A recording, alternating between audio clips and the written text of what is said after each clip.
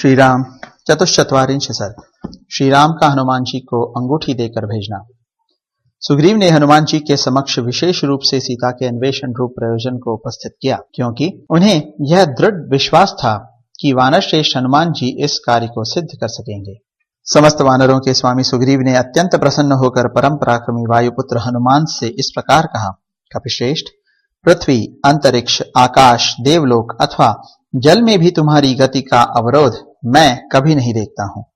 असुर, गंधर्व, नाग, मनुष्य, देवता, समुद्र तथा पर्वतों सहित संपूर्ण लोक का तुम्हें ज्ञान है। वीर, महाकपे, सर्वत्र अबाधित गति, वेग, तेज और फूर्ति, ये सभी गुण तुम में अपने महापराक्रमी पिता वायु के समान है। इस भूमंडल में कोई भी प्राणी तुम्हारे तेज की समानता करने वाला नहीं है। अतः जिस प्रकार सीता की उपलब्धि हो सके वह उपाय तुम ही सोचो। हनुमान, तुम नीति शास्त्र के पंडित हो।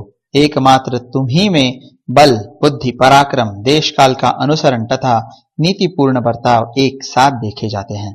सुग्रीव की बात सुनकर श्री रामचंद्र जी को यह ज्ञात हुआ कि इस कार्य की सिद्धि का संबंध, इसे पूर्ण करने का सारा भार हनुमान पर है।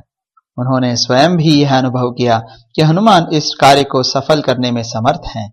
फिर वे इस प्रकार मन ही मन विचार करने लगे। वानरराज सुग्रीव सर्वथा हनुमान पर ही यह भरोसा किए बैठे हैं कि ये ही निश्चित रूप से हमारे इस प्रयोजन को सिद्ध कर सकते हैं। स्वयं हनुमान भी अत्यंत निश्चित रूप से इस कार्य को सिद्ध करने का विश्वास रखते हैं।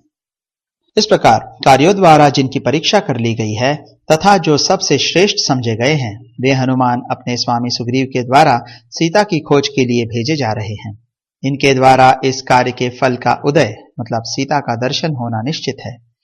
ऐसा विचार कर महातेजस्वी श्री रामचंद्र जी कार्य साधन के उद्योग में सर्वश्रेष्ठ हनुमान जी की ओर दृष्टिपात करके अपने को कृतार्थ सा मानते हुए प्रसन्न हो गए। उनकी सारी इंद्रियां और मन हर्ष से खिल उठे। तदनंतर शत्रुओं को संताप देने वाले श्री राम ने प्रसन्नता पूर्वक अपने नाम के अक्षरों से सुशोभित एक अंगूठी हनुमान जी के हाथ में दी, जो राजकुमारी सीता को पहचान के रूप में अर्पण करने के लिए थी। अंगूठी देखकर वे बोले, कपिश्रेष्ठ, इस चिन्ह के द्वारा जनक किशोरी सीता को यह विश्वास हो जाएगा कि तुम मेरे पास से ही गए हो। इससे वह भय त्याग कर तुम्हारी ओर देख सकेगी। वीरवर, तुम्हारा उद्योग, धैर्य, पराक्रम और सुग्रीव का संदेश, ये सब मुझे इस बात की सूचना सी दे रहे हैं कि तुम्हारे द्वारा कार्य की सिद्धि अवश्य होगी। वानर श्रेष्ठ हनुमान ने वह अंगूठी लेकर उसे मस्तक पर रखा और फिर हाथ जोड़कर श्री राम के चरणों में प्रणाम करके वे वानर शिरोमणि वहां से प्रस्थित हुए। उस समय वीर वानर पवन कुमार हनुमान अपने साथ वानरों की उस विशाल सेना को ले जाते हुए उसी तरह शोभा पाने लगे जैसे मेघ रहित आकाश में विशुद्ध मतलब निर्मल मंडल से उपलक्षित चंद्रमा नक्षत्र समूहों के साथ सुशोभित होता है। जाते हुए हनुमान को संबोधित करके श्री रामचंद्र जी ने फिर कहा, अत्यंत बलशाली कपिश्रेष्ठ, मैंने तुम्हारे बल का आश्रय लिया है। पवन कुमार हनुमान, जिस प्रकार भी जनक नंदिनी सीता प्राप्त हो सके तुम अपने महान बल विक्रम से वैसा ही प्रयत्न करो। अच्छा, अब जाओ।